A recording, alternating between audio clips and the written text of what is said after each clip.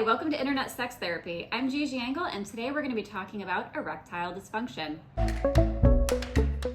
So ED is actually an incredibly common thing. 1 in 10 people will have ED at some point in their life, and that number only increases after you reach the age of 50.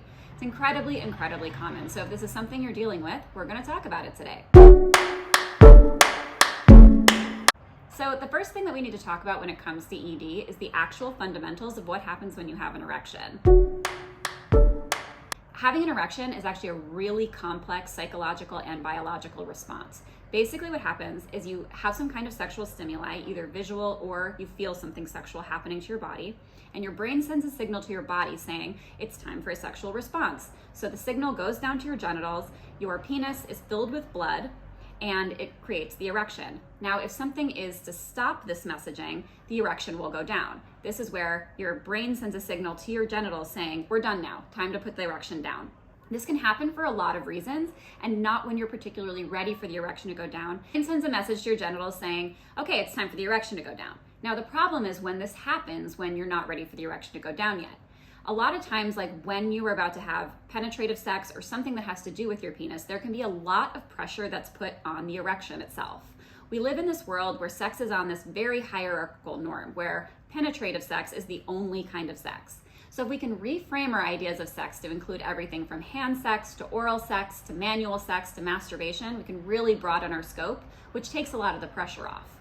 When you have an erection issue, it's usually because your body is responding to a fear response. This is when your nervous system is saying, this isn't safe, this isn't okay, the erection needs to stop. It's the idea that you're being chased by a lion. And when that happens, your body is like, it is not time to have sex right now. It is time to run away. And so when you feel pressure on your erection, or you feel scared during sex, or you're nervous your erection won't stay sustained, that's going to make your erections not be super reliable. So it's actually a super common response to this kind of nervous system situation. So the question is, what can you do about it? So the first thing you want to do is you want to rule out any medical issues. So you want to see your GP or your doctor and figure out if there's anything going on like heart issues, diabetes, anything that could be affecting your erections, as well as different medications. The second thing you want to figure out is if this is a psychological thing. There are a lot of reasons why people deal with erectile problems. Honestly, erections are so complicated, it's a surprise anyone gets them at all, so don't feel bad about this.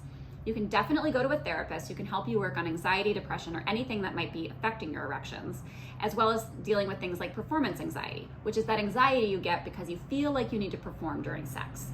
The best way to have really reliable erections is to have a lot of the off button things, the things that are saying don't get an erection right now, and having those things removed.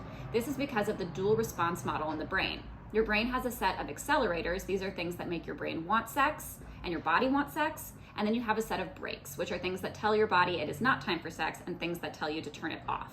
Move things off the brakes, like anxiety, stress, or performance anxiety and feeling like you have to perform in a certain way, you can definitely maintain stronger, better erections.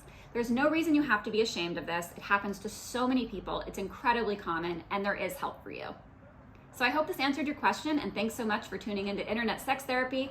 Please like and subscribe if you liked this episode, and thanks so much for watching. I will catch you next time.